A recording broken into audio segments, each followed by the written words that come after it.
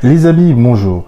Apple a récemment annoncé son nouveau produit phare qui sortira début d'année prochaine, l'Apple Vision Pro. Et tout le monde en parle, mais est-ce que la Vision Pro d'Apple peut réussir là où les Google Glass ont échoué? Eh bien, tu verras que c'est pas si évident que cela de répondre à la question.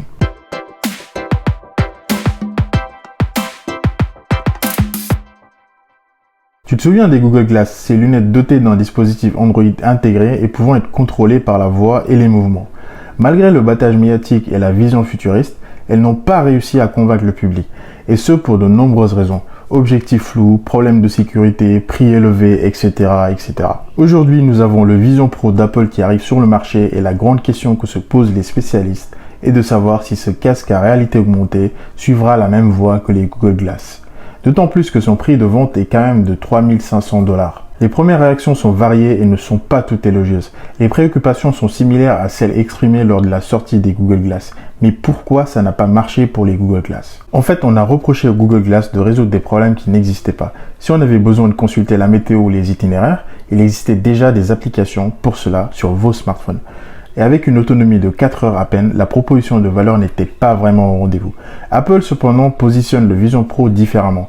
Il est présenté comme une salle de cinéma personnelle, une plateforme de jeu immersive et une nouvelle façon de travailler à domicile. Mais pour moi, la question est toujours la même. Avons-nous besoin d'un autre appareil pour tout cela? En plus, les préoccupations en matière de protection de la vie privée et de sécurité sont indéniables. À l'époque, les utilisateurs de Google Glass avaient créé l'expression Glass Hall pour parler de la peur d'être enregistré sans consentement. Avec le Vision Pro, qui propose une fonction de balayage 3D hyper réaliste pour FaceTime, il semble que nos données 3D soient les prochaines sur la liste des intrusions dans la vie privée. Et je me demande vraiment si nous sommes prêts. Ou alors est-ce que le monde de la technologie nous a suffisamment conditionnés pour que nous acceptions cette nouvelle réalité? Je vois aussi une énorme différence entre les deux produits. On sait tous que l'esthétique c'est important et franchement les gars, les Google Glass n'ont pas été un succès sur ce plan. Elles sortaient du lot et pas dans le bon sens du terme. Il s'agissait plus d'un objet technique étrange que d'un accessoire chic. Et le Vision Pro, bien qu'il soit plus volumineux et encombrant, ils sont plus destinés à un usage domestique. Faut dire qu'Apple sait y faire avec l'esthétique. Même avec ça, l'accueil réservé au Vision Pro est quand même mitigé. Les critiques évoquent l'isolement social, la dépendance à l'égard de la technologie. Les enthousiastes, quant à eux, y voient le début d'une révolution dans le domaine de la réalité augmentée.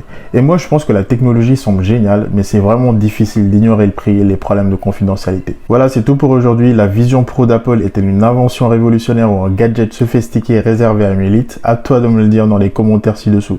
N'oublie pas d'aimer, de partager et de t'abonner. À la prochaine les amis.